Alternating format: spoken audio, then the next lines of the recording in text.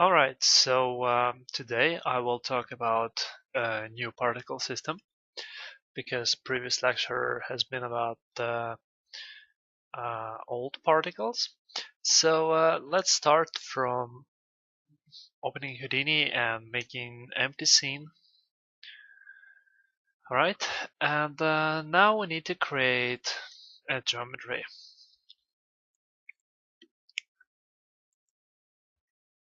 So now I have Geo1 and that's empty inside. So, and now let's hit tab and type pop network. Previously we've been using the pop network old, but today we're gonna use a new one which is just pop network. Okay, so it creates a pop net and let's dive inside. And here automatically we have a whole network. So pop object and source and solver. So this looks like this is a dynamic, and you're correct because it says so, dynamics.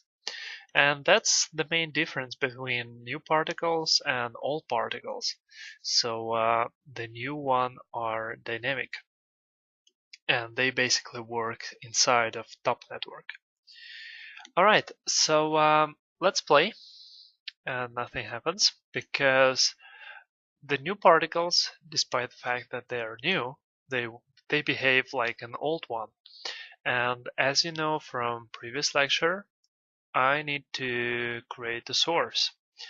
So there is a source node, and I need to select emission type. Well, currently I have surfaces, which is fine, and geometry source. Well, once again, there is 4 inputs. So first context geometry, I can choose any of them. Use DOP objects, so I can select a dynamic object and emit particles from it. And parameter values, so I need to select a surface separator, which is basically geometry again. So okay, let's use a first context geometry.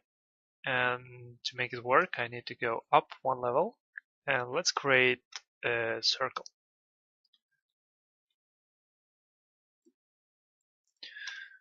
Like this, and let's make it vertical. Alright, and let's connect it to first input. Well, immediately it makes particles for me, and once I play, it generates a lot of particles. I'll make a screen black so you can see it better. Like this. So it creates a lot of particles, but all of them are staying on the same position. Well, that's happened because we have a dynamic network and pop solver, but there is no forces applied to these particles. So first we can create gravity.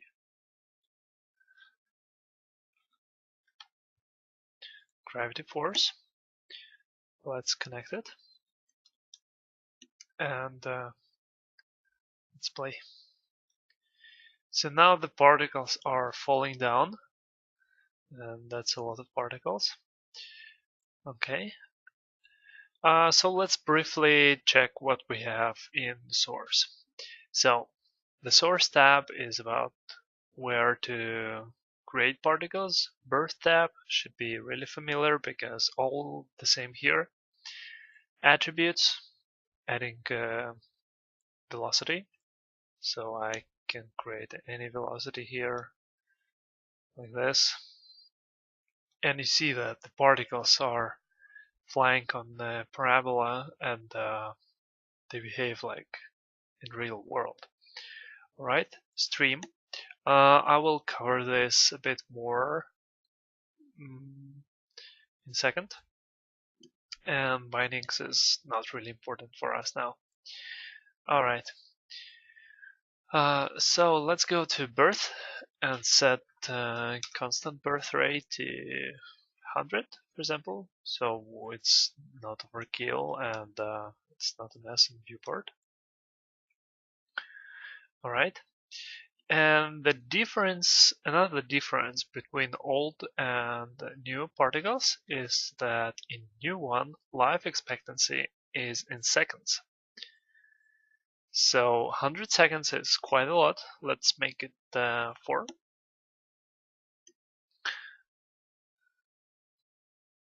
Alright, and particles start dying. A little life variance, like 0.8 second. So not all of the particles are reaching the final point. Some of them are dying earlier. Okay, and attributes is more or less velocity and stream. The stream works basically as a group. So if I middle click on the stream name, this will give me a source first input, which is equal to this. Well, that's because $s_os give us the node name, so it's kind of useful. All right, so streams in new particles works like groups. We'll see how it works later, but currently let's talk about pop solver. So here is collision behavior. So it's not necessary to create an extra node now to make collisions. And update timescale. So if I set a small timescale, the particles is like scaled. Its behavior is scaled.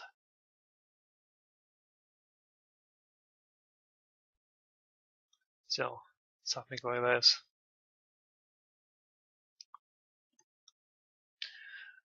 And this effect can be used, for example, to make a very viscous liquid or something like this. The only thing is you need to convert particles into fluid. Maybe I will cover it on next lectures if I will have time. But okay, right now let's bring it back to 1. And here's all the parameters particles have. And yeah, if you middle click on solver, you can see the parameters which is available for us. All right. Let's create. Okay, let's decrease velocity first because it's too huge and it's flying too far away. All right, that's nice. Okay. Pop solver. Yeah. Okay. Let's talk about pop object. So here we have collisions and physical, which is bounce and friction. So it do what it say. It's bouncing when the particles are colliding with the ground. And again, since it's dynamic, the particles can collide with ground plane. All right, the pop solver. I told about it. Okay, and now let's create the forces. First, let's make a pop force. And one neat thing is that anything which is related to particles are starting with pop. So here is the whole bunch of nodes which is communicate with particles. And currently I need to create a pop force like this. Let's arrange it. And let's bring a pop force between pop solver and merge. Well, I put it before, but there is not a big difference. But Later, if I, for example, decide to add some more source, particle source, I'll just put it here into merge, and that's all. So I don't have to worry about my network. All right, pop force. Here I have group, and if I activate this, I have an access to stream source first input, which is basically this, and stream says that it's stream. All right, let's leave it for now. Force by itself. Okay, so let's say I will add force into y-axis, and now the particles are flying up really fast. And you see it's possible to get the balance between gravity force and this force. So I can lift the particles up like so.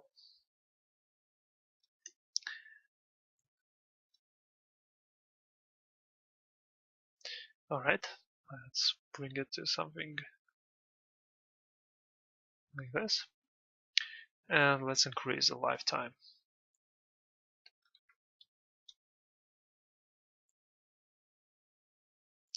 Alright,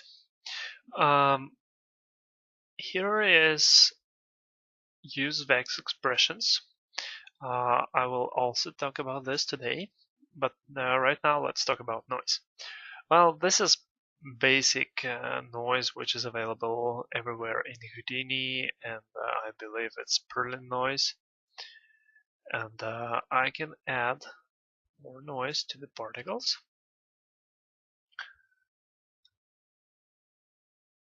Right, and swirl size, swirl scale, let's make more amplitude, too much.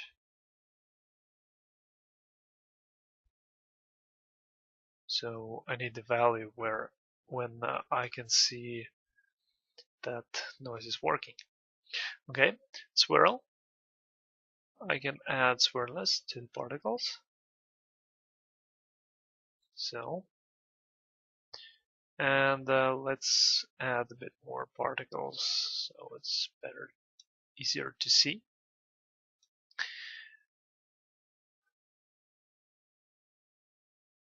All right, and just to make it more visible, I will add volume operator, pop, pop, pop. And sometimes they have funny names. So let's add it here and dive inside. And this should be somehow familiar for you, and maybe I will dedicate the whole lecture for this. But right now what I'm gonna do is I will add complement, which is say 1 minus x, whereas x is life, or yeah, age. Let's take age and put it to color. So what it does is the particles, once they become elder, they turn into black.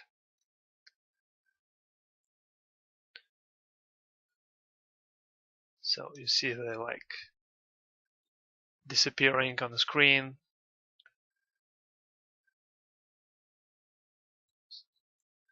I can try to reverse. Refract, reflect.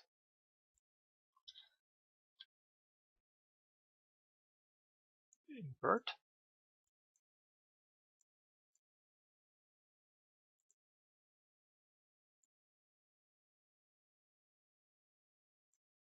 Okay, it doesn't like it because here I have float, and here it should be float 2.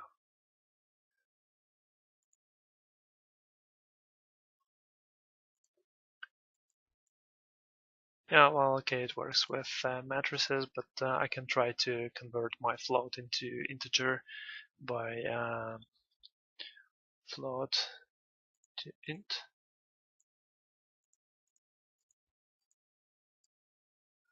Okay, this.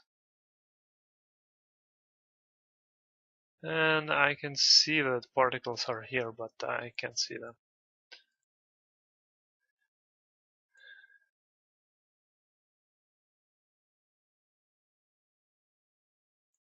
Yeah, well, okay. Just not to make it too boring. Alright, so that's pop-wop. Okay, and let's turn it off for a moment. Alright.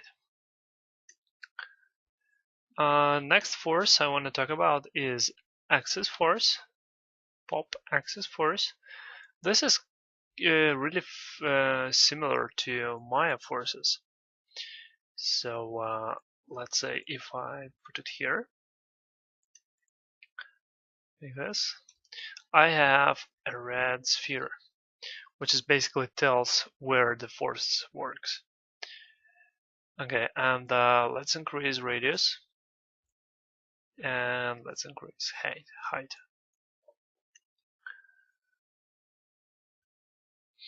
So now you see that behavior of these particles are like spinning around. I will turn the pop force, turn off pop force, so only the axis force are working. And you see that, yeah, it's like turning it around. And here is a few parameters. First is shape and type. I can set it to torus, but let's bring it to sphere for now.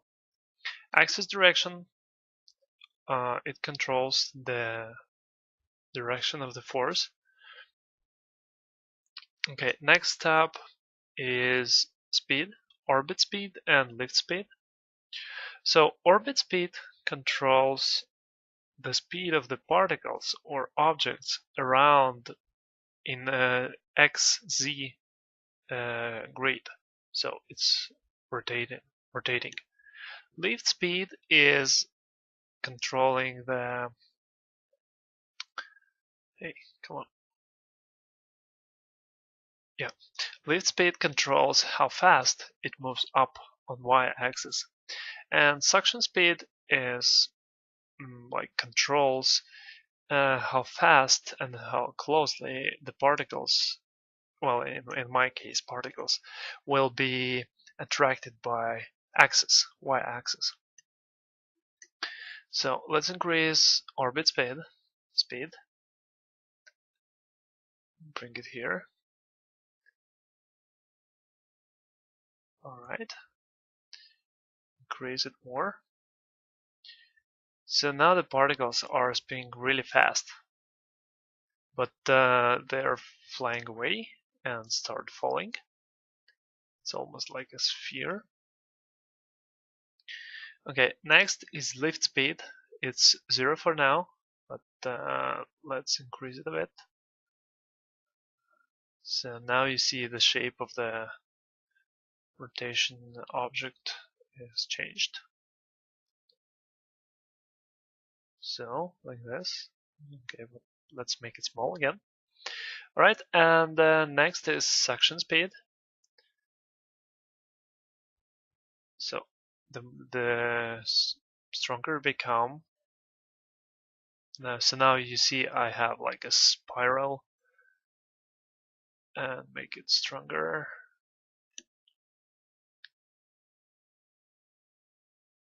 Alright.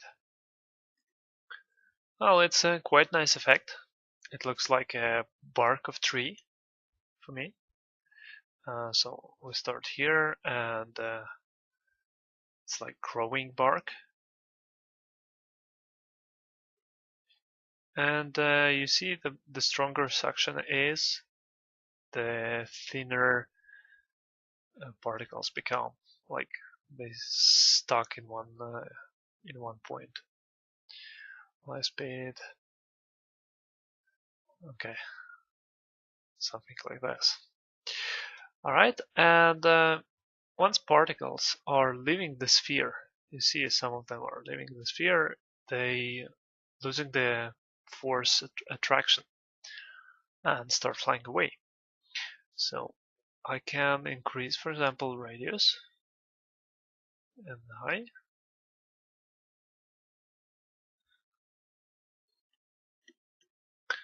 Okay. And now you see the particles are dying before they're leaving the sphere. Okay, fall off is controls the sphere behavior. Like, okay, let's make the sphere smaller again, so the particles can leave it. And let's play with soft edge.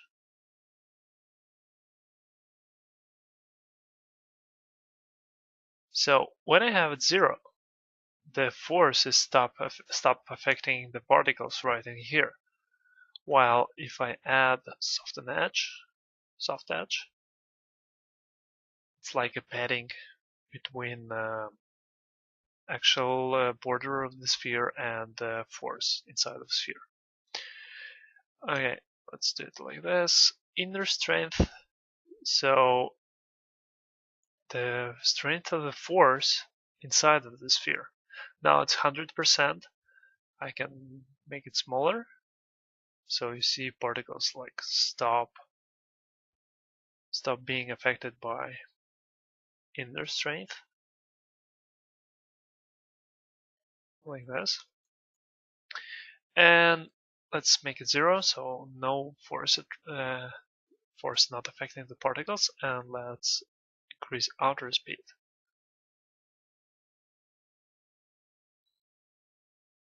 Alright, so once particle left the sphere, they become affected by force. This is really cool force, which is added by side effects not long time ago, and you see it's like real-time revolve, like Maya revolve, and I believe it's possible to play with this for quite a long time.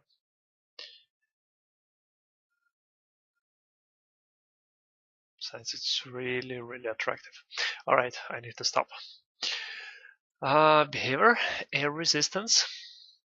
This works like an actual drag force. So, for example, if I have an animation here and we'll make it air resistance really huge, this will affect the particle's behavior. Okay, I will bring this back. So something like this. Right, and air resistance. Yeah, well, now I have strange numbers here, so that's hard to show it. But alright, let's leave it for now. And instead, let's delete it and create new axis force. And next is, instead of sphere, I want to show you a torus. I will increase the size, like so. And orbit speed.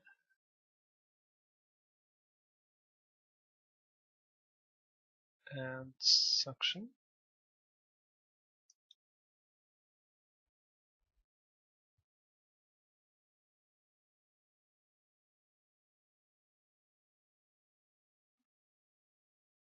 So something like this.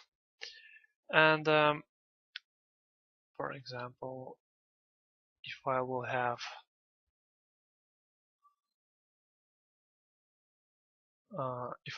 more noise,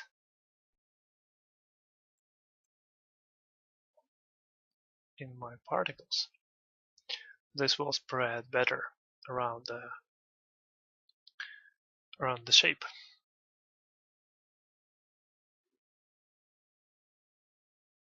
So yeah, like this, and let's play with parameters a bit.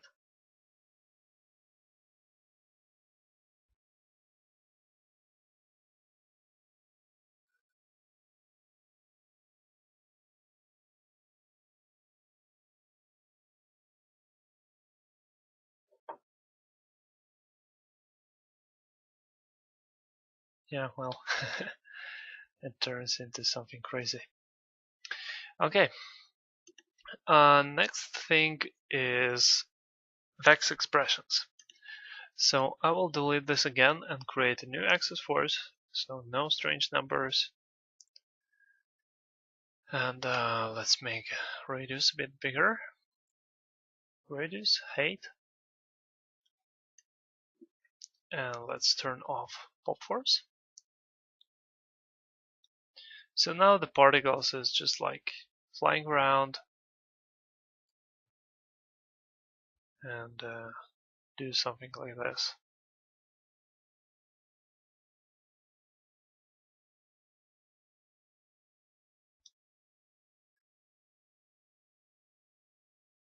Yeah, all right.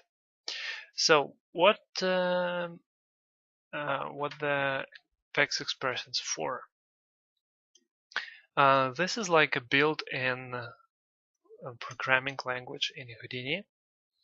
And what you can do with this is, for example, control the parameter by some attribute or something like this, by code, I mean. So let's say I have the parameters here, and each of them has parameter r. This is parameter height, parameter tx, ty, tz. So I can have access to any of them by code, or for example here in pop force. Yeah, okay. I think I will show it in the pop force instead. So, because here we have noise and it has more values to play with. And let's decrease the swirl size, amplitude. Well, okay, for example, that's fine. As you may see, there is two Vex expressions, and the difference is that this one will work only for this set of attributes, while this one will control the noise and bindings. Okay, so let's try with this first. So let's activate use expressions, and let's see. The force is force X, force Y, and force Z, but the main one is force. So let's say if frame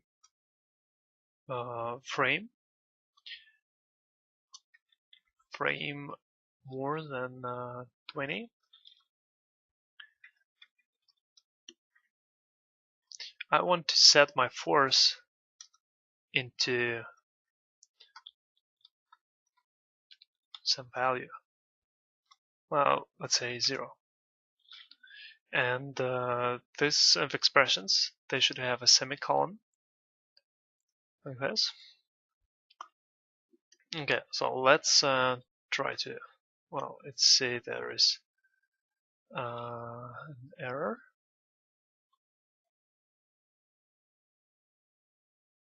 Okay, something like this. And let's play.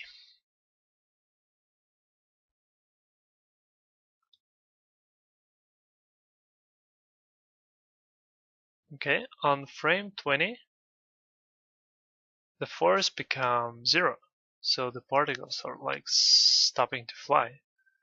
Well, to make it more noticeable, let's change the expression. So if frame is smaller than 20, the force will be 0. After that, this will become 15. Yep. So let's play. So now you see that the force in the beginning is 0.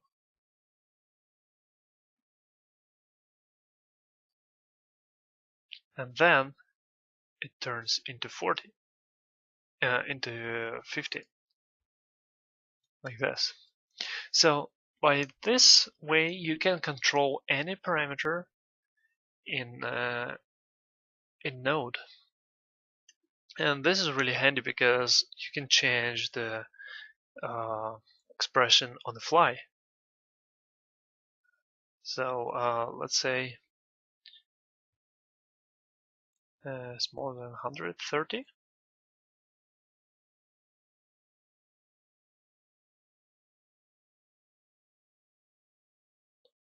Yeah.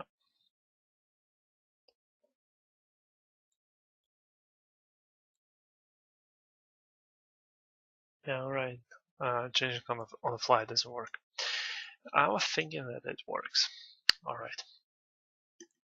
So that's the expression for the force. And let's do a bit more practicing. Let's turn on Vex expression here. And let's copy the if statement. So if frame smaller than 30,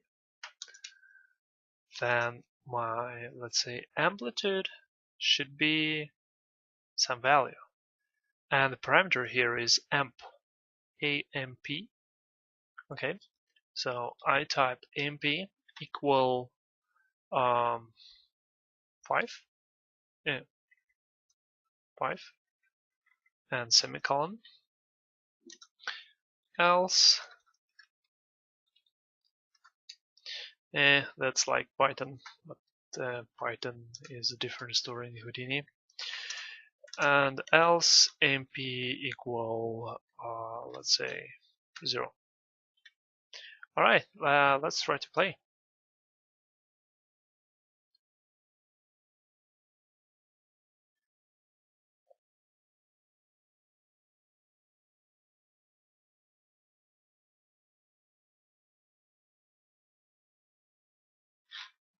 I will change opposite way. So the huge amplitude in the beginning and then no amplitude at all.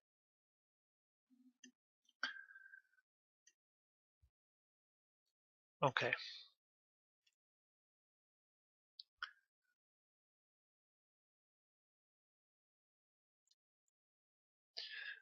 That's how expression works. So you can take any parameter here and control it by some value, by some expression. Okay, next thing is particle replication. So it's there is like two ways to make it trails. So I will delete this node and let's replace. Yeah, okay, let's turn off use of expressions here. All right, so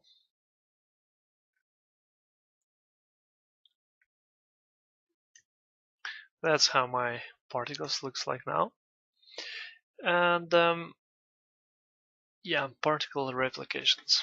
So I can create a node which is called pop replicate. What it does is, if I connect it to my particles, you see that it's like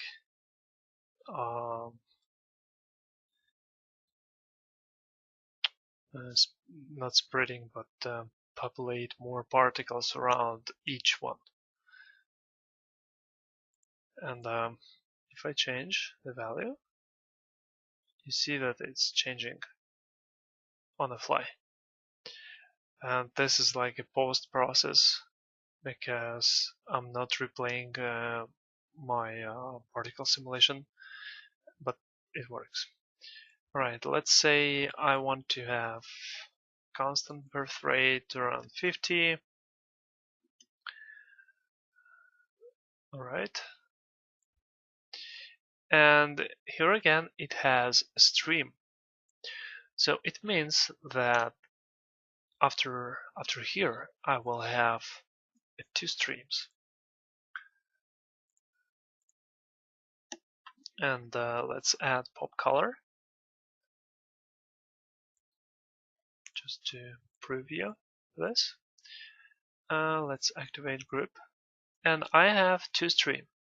One is called pop replicate, which is come from replication node, and the stream source first input, which is original one.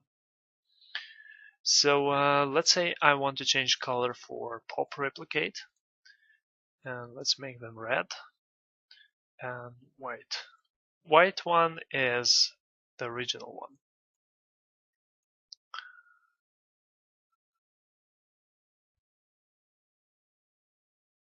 Yeah, probably it's too aggressive. Well, something like this. So here is a lot of particles which is falling down. And the reason is that force is applied only for original stream. What I can do is I can take this node, Control C, Control V, and let's put it after replication. So this is how it looks when I have force before replicate, and I turn this force, and here I have force 2. So let's play. And now you see that the particles now are behaving different. So, like on the opposite way.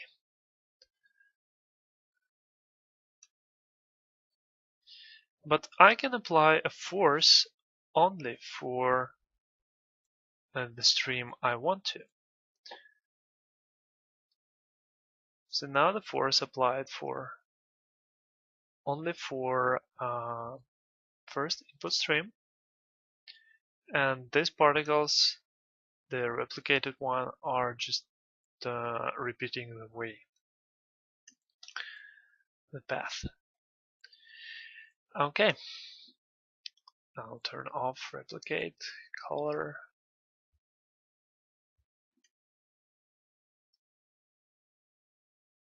Okay, so now let's talk about dynamic itself.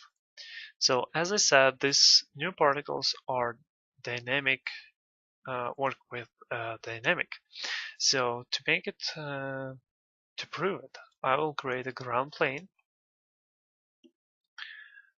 and let's leave the circle a bit like this, and in the popnet you see now I have a ground plane inside of popnet, which is basically DOP network with a different name.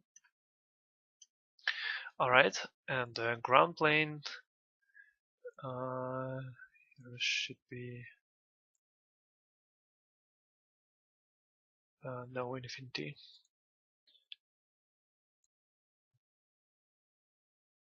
Well, yeah, I can make it like this. Alright, really huge ground plane. And now let's play the simulation. And you see that particles are hitting the ground and jumping, like bouncing. I will increase life expectancy for the particles so we can see it better. Alright. And in pop object, I can control the bounce of the particles.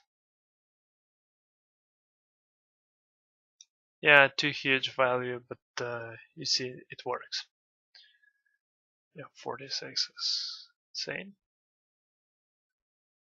Something like 3 should be quite enough. So yeah, now they will jump higher and higher each time, but they're dying.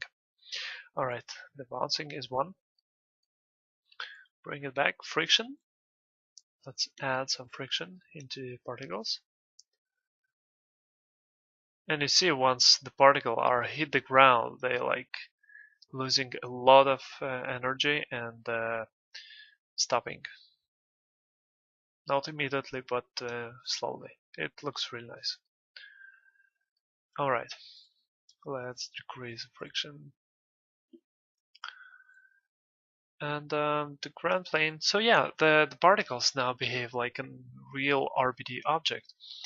And to make it even more interesting, let's, for example, create a sphere.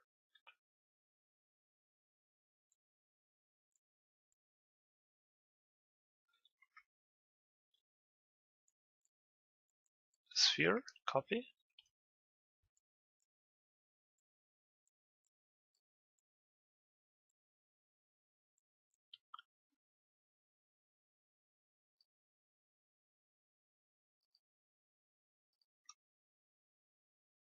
Oh, yeah, okay.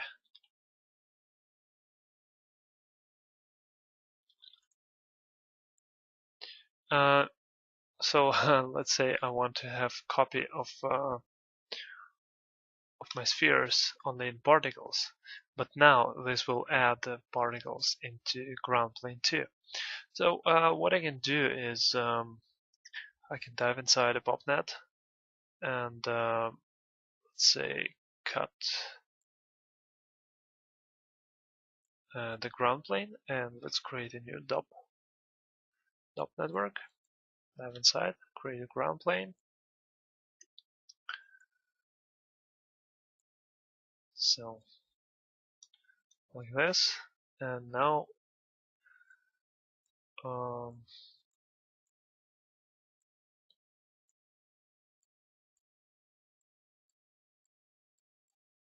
now this should work.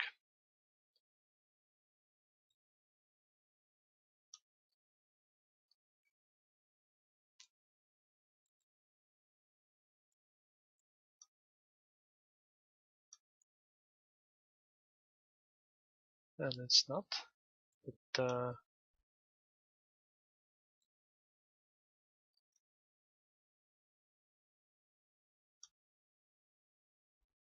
okay.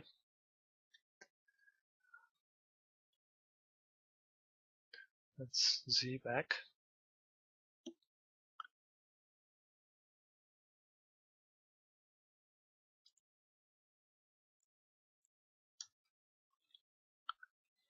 And yeah, the solution is quite easy. Um, the streams which we have inside of the PopNet, those one, the source first input, it's available on a higher level. So in copy node, I can use a template group, and that's all. Now I have copy of the spheres around particles. But yeah, there is a little problem that spheres, particles, are quite small, and therefore spheres is collapsing and penetrating each other. Well, the solution here is to add a pop interact node, and let's type pop interact. Yeah, and let's put it after the pop force. And the parameter we are looking for called core radius. So now if I will play the simulation, you see that the particles are start going away from each other. So I will set the core radius into value 1. Okay, and now the particles are just flying and not collapsing.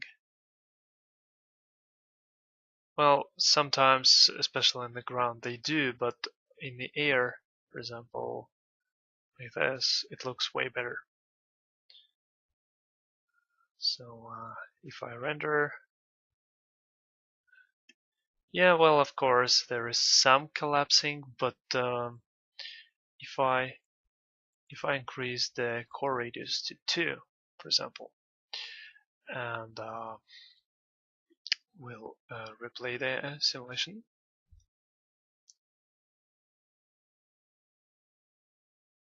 So now it should be better.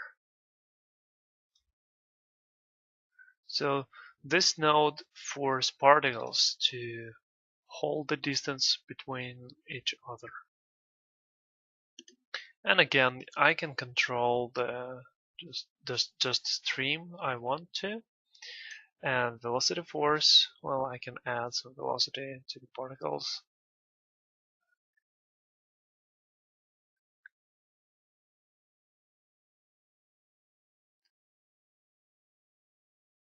Core radius, velocity force. Yeah. Some extreme velocity value here. Yeah, but it works. And my graphic card start to do strange things here. And probably it's a sign that I need to finish. Alright, so that's probably all main things about new particles. And in conclusion, I want to repeat one more time that new particles are dynamic instead of while the old particles are not dynamic. So that's the main difference here. All right, thank you for watching, and see you next time.